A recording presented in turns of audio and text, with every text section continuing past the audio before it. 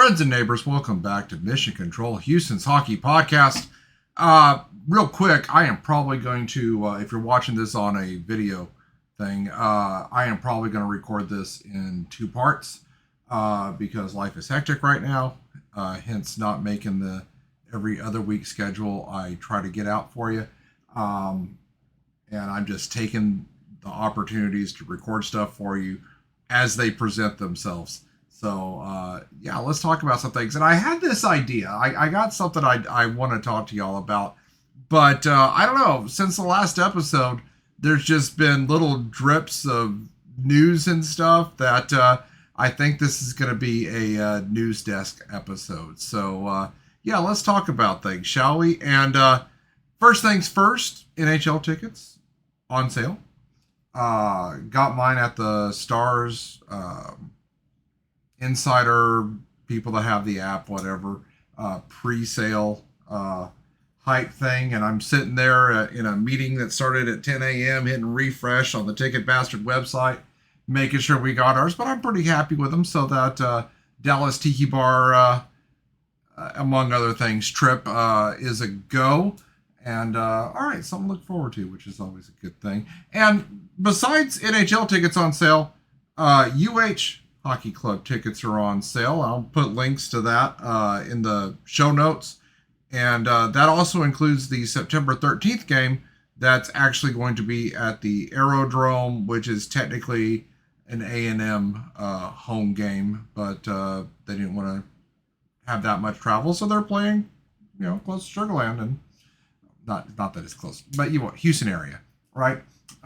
So come on out for both games, even if you're not a UH grad. I mean, it's what hockey we have, and they want you there. I want you there. So let me start first with the news article that's going around a lot. We're so desperate for Houston hockey news that someone says the words "I think" regarding Houston NHL expansion, and it makes the news. And oh, by the way, at the end of the episode, I'm gonna have a bunch of stuff for you to mark on your calendars. So just something to keep in mind. But yeah, let me share this. And yeah, so this is what Hockey Patrol, but it's quoting what John Shannon said on the Inside Sports radio show. And it's strange to me how there are sites that'll just aggregate someone else's comment, which isn't that what you're doing, Savage? Yeah, I guess it is. But it's in podcast form. It's different. But I think in the next 5 years, says Mr. Shannon, we're going to be at 34 teams. I suspect we're going to see Atlanta come in, let's say, 2028. And then Houston or Phoenix, if Phoenix gets a new arena, in 2030. And that gets all of Houston in a tizzy. Wait, why is Atlanta first? Okay, it's just dude saying I think, And I don't know, maybe he's right. I mean, he's being called an NHL insider on a lot of sites, but I've given you my case based on available data, so it is what it is. It's nice that we're in the conversation at least. But yeah, we'll see what happens. Hey, what else do we have here? Oh, this I'm recording this on what's today, Thursday, and this came out. Hockey Hot Stove has partnered with Hockey Day in Houston. More on them towards the end of our episode, but I want to point this out because it is rare. It is so rare to see an accurate article about Houston's hockey history and our chances of getting an expansion franchise. And there's always some kind of lame info here. But Hockey Hot Stove here, I mean, they got it right. I mean, I'm not going to scroll to the whole thing for those of you that are watching on a video thing. But this is worth checking out, and I encourage you to do so. So, yeah. Other thing I want to point out to you guys is This is a survey conducted by the University of Houston, and they poll Houstonians. And I'll just scroll down. You may have seen this by now. It's not exactly a news story, but stuff on sports stadiums and professional sports expansion. 61% are like, yeah, we need the NHL in Houston. So whenever you get the vocal Houston-based sports fans that are like, oh, this town will never support hockey, I don't know. At least there's people curious enough to answer yes, no on a binary question of do you want hockey in Houston? Now, we got some encouragement on that because on Twitter, I want to say the Chadwick mentioned, and forgive me, I went looking for that post and couldn't find it, but I found other stuff that we'll talk about in this episode. But whatever. Toyota Center renovations, supposedly the seats are black. And for those of you that have been watching/listening for a couple of episodes now, you know my whole fixation on what color the seats are. So I think that's encouraging for getting us some Houston Aeros hockey, if indeed that's what happens. We'll talk more about the name of the team here in a bit. Other thing, and this was a welcome surprise, Rice University is looking to put a team together. And as a Houston graduate, I'm so into it. Here, let me put that up again for those that are, this is on Instagram. And I finally broke down and made a Instagram account just because so much stuff gets posted on there that I miss not being on it, not being a fan of meta stuff, but okay, for the greater good. So anyway, Rice Hockey is the Instagram @ and they have themselves an interest form.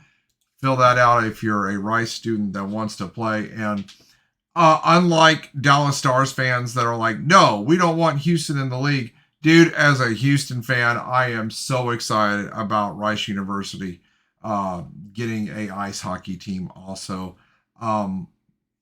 More is more gooder. The only thing I wouldn't be excited about is if they wind up winning more or larger prizes than University of Houston has. But things are developing in Houston. We talked last episode before, we've talked before about Woodland Slapshot and how Houston Hockey Community Site is moving up to the Woodlands, or I guess they're already there based on a post that they did. And it's like, okay, well, Woodland Slapshot is fundraising for that arena up there, or I say arena, but slab of ice facility, barn, there you go, up there, and a potential AHL, and who knows, maybe a NHL practice, whatever, just growing hockey out there in the Woodlands. And last we checked in with them, they were in the fundraising stage, and lo and behold, you look, and they're part of the Woodlands Chamber of Commerce, and the NHL to Houston account did some detective work and saw that and posted about it. So thanks. And something's happening, so good. Maybe that means they got their funding. I don't know. What's the viability of any of this moving forward? I don't know, but things are moving forward. There's more little pieces that are happening that show us this isn't just idle speculation, talking and people BSing. Things are starting to come together. Hey, speaking of growing the sport in Houston, if you are, I don't know, younger, maybe not, or hey, how about if your knees aren't shot out like mine are? Bellarive, as the Houston hockey community has their pickup games on Saturday and Tuesday. Well, Savage, why are you telling me this? Because I want more people playing, because they're very enthusiastic about making sure that the people on that email contact list know about it. And, I'm just thinking maybe we can fill in some games there and yeah, so there you go. And of course, we encourage using the hockey community and all that. Oh, speaking of encouraging people to get an interest in the sport, um, you probably saw this already. Whoops, that's not what I want. I want that. There you go. The PWHL site was selling a co-branded Barbie doll with Timmy Hortons, and they're already sold out. I mean, like I just found out about this, based on, and I know it looks like Barbie, right? But supposedly co-branded whatever with Sarah Nurse and Marie Philip Poulin, and I'm saying, hey, look at this, and I'm not sharing the screen, right? But there you go. Sorry about that. So yeah, I mean, there's interest enough that people are buying dolls, and maybe you're like, dude, I'm not watching the PWHL. And I gotta be honest with you, like I'll flip, I won't make plans to watch PWHL, but as a curiosity, I'll check it out. And I mean, I'm glad it exists. I'd be more into it if I had daughters, I'm aware, but I'm encouraging. It's just I'm watching the NHL, and I'm watching UH because that's where I went. And I think it's awesome. And here's something I think is awesome about the PWHL is that no one is calling this a joke. Whatever you think about the shenanigans that are happening at WNBA games, that's not happening in the PWHL. It's garnered nothing but respect from hockey fans, and it kind of shows that I don't know, we're a different breed, hockey fans. Yeah, we'll go with that. All right. So that's our encouraging news, both on the state of hockey in Houston and the state of hockey nationwide, or I guess continent-wide, considering this Tim Hortons thing. Or so I thought, because there's more news, because this episode is taking longer than I thought it would, just like everything else in life does. And for that, I apologize. I am trying to get to you every other week at least until we get a team, and then more frequent. But the confluence of events, you know how this is. Life gets busy. And for me, it was the end of the grad school semester, which was hectic, combined with my job school, moved classrooms, which took some time to get all set up. And then the car got to the point where it wasn't worth it to repair anymore. So the 1-2 punch of dealing with the car and getting a new one. And then the Saturday, I was planning on recording an episode for you fine people. The wife's like, hey, my hookup got me an extra ticket to the Ghost Show at Toyota Center. And I'm like, yeah, I'm going to that. So, there we go. And then I got sick, and I don't know if you can hear it. I'm getting over something. So if I sound a little nasally, I apologize. But at any rate, you don't care about my issues. Let's talk hockey, right? So more to add. The first thing. Yeah, let's do that. This comes from Danielle Lerner, who's a Rockets beat writer for the Chronicle, who Ryan Tanke, joining the Rockets as chief operating officer, comes from the Timberwolves. And I don't know if he was there when the Wild came in 2000, 2001, but supposedly he had something to do with arena renovations and serving two masters of both the NBA and the NHL. And I don't know to what extent that is, but here's hoping that that is another encouraging sign. But remember, I do report on rumors just as well as news. Second thing is the World Cup of Hockey. And there's not much on the website here, but after 2026 Olympic Games, I don't know what they're doing for an all-star game in 2027, but the NHL isn't stupid. They saw the success of the Four Nations Cup, and international play is good. Maybe we'll get some burnout and some diminishing returns if we do it, redo it. Wow. If we do it too much. Sorry, guys. But 2028 is going to expand the international play format with 8 teams. And what's not on this, I'm pointing at it, even though I'm sharing my screen. What's not on the website is that the NHL is moving away from IIHF oversight. So the International Hockey Federation, I don't know what that second I is for. But the reason that caught my attention is, this might mean Russia. Because let's be honest, no international tournament is legitimate without Russia. So there's that. Okay, so get rid of that. I got more to talk about, but we'll get to that when we get to the calendar portion. But that's all the good news that I can think of regarding hockey. So let's talk less than pleasant news. And thing the first, the Utah Mammoth.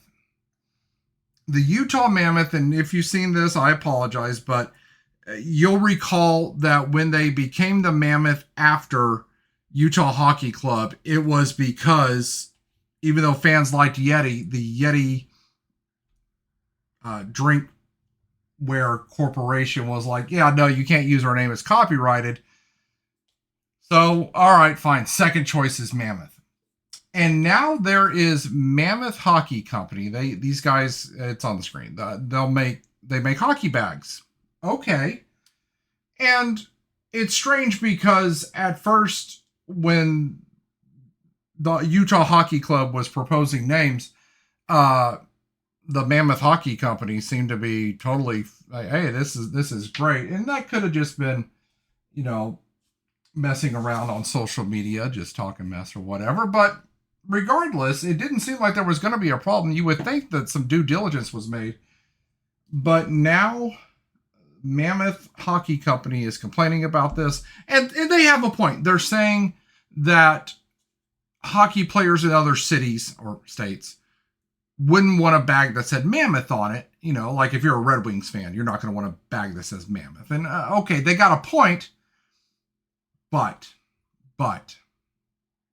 this is how we get stupid sports team names. Because all the names worth having are going to get taken to the point by some other company that's even marginally relevant. And this is how we get Golden Knights, which is a dumb name. But remember, when the Golden Knights happened, there was talk that, the Army Special Operations Paratrooper Unit, they call themselves the Golden Knights. Is there going to be a conflict? And why would there be? They're two different things. But, this is how we get dumb team names like Texans. And yeah, that's a dumb name. I'm sorry. This is how, we're going to start having minor league team names like the Moon Mammoths and crap like that because everyone's going to be afraid of getting sued. I don't know what the situation is with the Aeros team name. I know the Houston Kids get to use it, but the Wild sell Aeros merch. I don't know if they're going to fight us if we want to use it. And if that's the case, what are we going to do? Are we going to be called something really stupid because, there's, I don't know, I'm disgusted by the whole thing. Second thing we should talk about, which is funny because no one got hurt, but this could just as easily be, easily be one of those stories where a freak incident just makes the headlines. That's all anyone in hockey or anyone outside of hockey talks about when you mention hockey. And that is Bowie, the Seattle mascot. Bowie goes out on a fishing trip to Alaska with Kraken forward John Hayden and his family and camera crew and guides and all this. And, geographically, you think of, Alaska's not that far from Seattle. I mean, you're not going to walk there, but, And they're going on this fishing trip, and there's bears. And according to the guide and Hayden and others, was like, yeah, well, bears are used to seeing people out here, and they're probably not going to bother us. But they haven't seen a furry blue sea troll, which is what Bowie is supposed to be. So look at this pic. I love this picture. And it's almost like Bowie has an expression on his face. And now, in the video, if you see the video, it's on the Kraken. So you know what? I'll link to the video in the show notes. If you look at this though, I mean, the bear starts charging after Bowie. Now he backs off after a bit, but I didn't know you can run that fast in a mascot outfit. So yeah. Now here's what I find interesting about this story, and that is when you look, I mean, just Google this, and you'll see it. The news headlines talk about Seattle mascot gets chased by a bear, or Kraken mascot, or Bowie, or whatever. The headlines don't mention the actual NHL player, or his family, or the camera crew, or the guides, or anybody else. It's just the mascot. And I get it. For many people, they relate to the team through the mascot. My wife is one of these people. And there's not a damn thing wrong with it. I used to think that was silly, and then it occurred to me that mascots don't get traded. So, yeah, no, I get it. If you're getting a jersey and you're not putting your own name on it, yeah, why not get the mascot's jersey, I guess. But yeah, it's a fun story. All right. Other thing I want to talk about, and then I want to get to a couple of personal notes. And didn't you just complain about being sick and busy? Yeah, I did, but another personal. It's fine. You'll be okay. It's not going to take that long. NHL 26. Do you play? I did, and then the next generation of consoles came along, and I realized that NHL was the only game I was playing, and it's not a good game, and it's not worth buying another console for NHL. So I just stopped. Now, I'm gonna be a hypocrite here and tell you, when Houston gets their team and they're fully included in the game, I'll probably pick it right back up again. And my screen name has the word Texas in it, so when I beat Northerners and Canadians, I can be doubly obnoxious about it when I play online. But everyone's complaining about the cover. Not everyone, but there's a lot of complaints about the cover. Because, oh no, we don't like the Kachucks. And I get it. The world needs villains, and let's be honest, Batman is boring. It's his villains that make him interesting. So I'm okay with the ugly Americans. But in all this talk about who's on the cover, we're overlooking what's really important about the NHL, EA's NHL franchise. And that is, it's a game that doesn't get updates or improvements, and they charge for it like it's a AAA rated game. And there's so many obnoxious microtransactions in it. It's by every metric a bad video game, but it's the only one with the NHL license. And anyone that has played has heard this and has probably echoed this very sentiment, that if only there wasn't a monopoly on the license. But NFL fans say the same thing about Madden. So, okay, things I want to talk about. Personal notes. The first, because I don't feel like going back and editing, because this has taken too long already to get this episode out. Earlier in the episode, I said that Woodland Slapshot was fundraising, which they were seeking capital investment. I should have said seeking investment rather than fundraising. Fundraising makes it sound like, they're at the traffic lights selling cookies. No. Thing number two I want to mention is, hey, I got something in the mail. Check this out. Okay. So this comes from Vintage Ice Hockey. Trying to get it to where the camera can see it, but also I can see. There we go. And you'll notice, stitched on there pretty well. And I understand it's not, it's clearly not an authentic jersey. But you know, the quality is pretty decent. And there you go. Number 4, which is my number, for no real good reason other than when I was playing beer league and they opened the box. They tossed me, whoever it was, I don't even remember at this point, tossed me number 4, and I've just identified it for hockey ever since. Now, you'll notice my name's not on it. I talked in a previous episode that, at least according to the website, they didn't have the fonts, at least what I saw on the website. The fonts didn't match right, and I wasn't sure if they were going to get it right, so I ordered it off an eBay seller that makes letters and numbers for kit jerseys, and I'll link that in the comments too. So what do I think about this?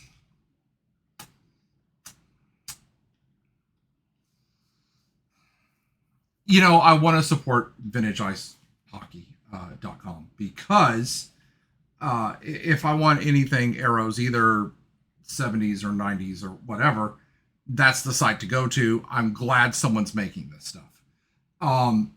Those shirts that say Houston is a hockey town that you get at the Aerodrome, or maybe you saw them at Houston, Hockey Day in Houston. I found out about it through Vintage Ice Hockey before anything else. But if I'm going to tell you the truth, and I'm trying to do that here, when I opened the package, I audibly swore. And here's why. That. Now, how much should this bother me? Oh, I'm sorry. If you're listening on Spotify or whatever, it's the branding on the bottom right rear. How much should this bother me? And I'm thinking about it. It's like, you know, if this was a CCM jersey, there'd be a brand right there, or, you know, Reebok or Starter or whoever. Fanatics has it between the shoulder blades. So should that bother me? I don't know. But the same thing I tell my students when they're taking a multiple choice test, your first instinct is usually correct. And considering that my first instinct was one of revulsion, I'm going to say I'm not happy about that. But you know, what's the option? You know, you go to eBay and you take your chances, and maybe you have good luck on eBay. But you know, if you're a person with difficult sizing issues like I am, and plus, do you want to pay however many hundreds of dollars that eBay charges, you know, for something that's out of print? I'm gonna wear it happily. I'm glad I bought it, but that's my caveat emptor. Buyer beware. I'm probably mispronounced the Latin. So there we go. Okay. Well, with all that, let's talk about things I think that we should put on our calendars. All right. So thing the first, which I mentioned earlier, is University of Houston Hockey Club. Their first 2 games are September 12th and 13th, respectively. The 12th is a UH home game at Slice, and the 13th is technically an away game. It's technically an A&M home game at Aerodrome Willowbrook, which I'm still calling it Aerodrome Willowbrook, even though it's there's just one aerodrome at this point. Now, first things first, let me show you this thing that I saw on Twitter here. The most unique course offered at every Texas. I'm going to be real with you. This is a college football account, and I don't follow college football. I have no idea what FBS stands for, but I don't care either. I get the sentiment. And you'll notice that UH has a course in beer appreciation, and A&M has a course in barbecue. And I'm thinking, you know, we need not be adversaries. I'm thinking there could be a fantastic tailgate Friday night at Slice, which would be very strange for the parents who are going, you know, taking their kids to the other rink to take their kids ice skating, and at Willowbrook Aerodrome. I don't know. I think it's a fun idea.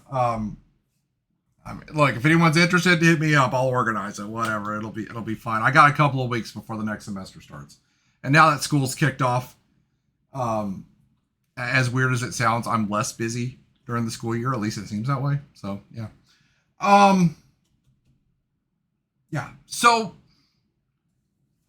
I mentioned earlier going to the Ghost Show at Toyota Center weekend, I guess last week, maybe the week before. I don't know. The days are kind of running together.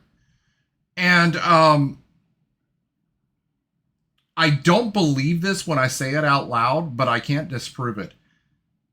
That was my first time at Toyota Center since the Aeros left. And that doesn't sound right to me because I keep going, well, wait, what about? Well, what about? And then I'm looking, it's like, well, no, you saw Kiss, and then I look it up. It's like, no, that was 2011. Okay, well, you saw, Van Halen, and that was even longer ago. So, yeah, I don't think I've been to Toyota Center since the Aeros left. And the first thing I did was I looked up in the rafters to see if the Aeros banner is still there. And my report for you is, I don't know.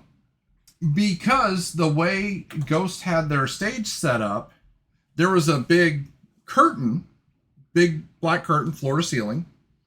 Now on the opposite side, they had, like I'm pointing to it like this makes sense. But on the opposite side of the stage, there was Rockets retired jerseys like Olajuwon and Drexler and all those guys. Next to that, or on the opposite side, was the Comets banners. And then stage right, what I could see was Rockets championship banners, the two. Stage left was American flag. And as I recall, and mind you, this has been many years, but as I recall, the Aeros banners were in that area. So I don't know. So one of you Rockets fans can tell me, because that's not something I go to. But this got me curious, and it got me nostalgic. So I went up to the aerodrome, and I was talking to the wife on the way up there because she went with me. It's like, hey, let's make a day out of just farting around and driving all over the city in the new vehicle, new used vehicle. And I want to say it's been 25 years since I've been to the aerodrome. And this will happen to you when you get old like me, is you'll start saying things like that and you go, no, it couldn't have been that long. But I think. And like in my novice league, I played there like for a season, maybe two. I don't know. Like I got mad at Sugarland Aerodrome hockey I don't even remember, or if it was legitimate, but I played over there. And things I noticed, number one, I didn't see any Aeros jerseys or memorabilia up there, but I noticed that a lot of their art, like for the kids party area and stuff, still had that Aeros bomber on there, and I thought that was cool as hell. It's like there's still respect being paid. And it's like, well, couldn't it have been left over? I don't think so. I think that paint would have needed to been touched up by now. Other thing I noticed is that the glass is actually clear. You could actually watch what's happening. There were high schoolers, and I kind of wanted to see this too. There were high schoolers trying out for their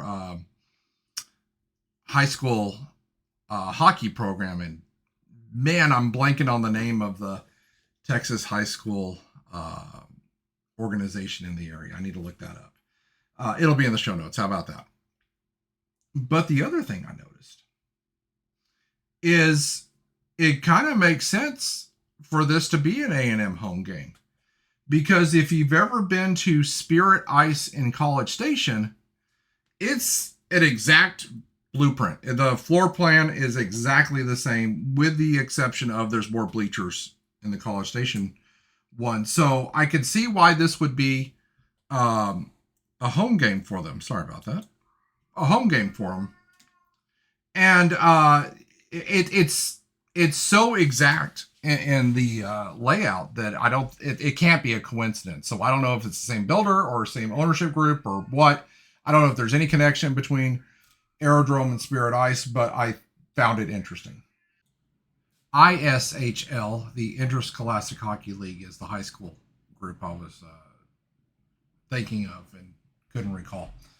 Um, but anyway, after that, we were in the area, so it's like, all right, let's go to Woodland Slapshot. Just and we drove up there, and it's like, wait a minute, I've been here, because a school I taught at one point, they had a roller hockey team, and the wife's like, yeah, I've played here. I broke my wrist here, and I'm like, I don't. I thought you broke that on ice, but like I said, when you get old, the memory starts going with you. I'm old, the wife young. But man, I just really want I want the school I teach at to have a hockey team, because I'm constantly any kind. I'm always invited to stuff, and I appreciate it. Mostly we're a football school, and I okay, cool. I'll watch it and have a good time. I'm a hockey fan, so I'm hoping some interest gets generated. Like it's my third year at this school, and I've had one student who played for the junior Aeros there for a bit. So I am hoping that I don't know, maybe when that Deep South ice rink gets built up, that'll generate some interest, and just things will grow and all that, because it's fun cheering for kids that All right, so anyway, I just went off on a tangent there. But anyway, UH hockey. All right, we got that on the calendar. Cool. I also want to talk about this here. WHOA fundraiser, the Women's Hockey Outreach Association of Houston. I think I got it right this time. They're having their fundraiser on October 13th. And yay, we want to support that. Or whoa, we want to support that. I don't know. And then also February 7th, you'll notice here, Girls and Women's Hockey Day, where they will be watching Olympic hockey, presumably women's hockey, at Frosttown Brewing. So, of course, we want to support that. And finally, Hockey Day in Houston.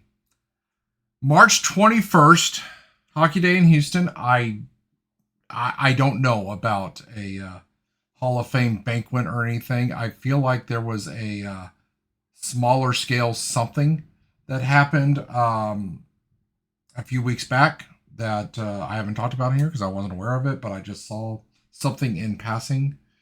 But whatever, mark your calendar for March 21st, and if anything else develops, something else will develop. And yeah, I don't know how much involvement I want to do, but you know what? I thought of a swag item to promote the podcast, and once you get those kind of brain worms planted, they're hard to get rid of, and I'm definitely going to be there in some capacity. So there we go. Okay, well, this has run long, both in duration and in how long it took me to get it to you. So why don't we wrap up here? And boys and girls, let's think of what we learned today. And well, what we learned today is there's a lot going on. Yeah, we'll just keep it at that. I got some ideas for the next episode, and we'll see which one gets landed on. Boys and girls, remember, teach your friends about the game, especially with the season starting to ramp back up. And with that, friends and neighbors, see you next time.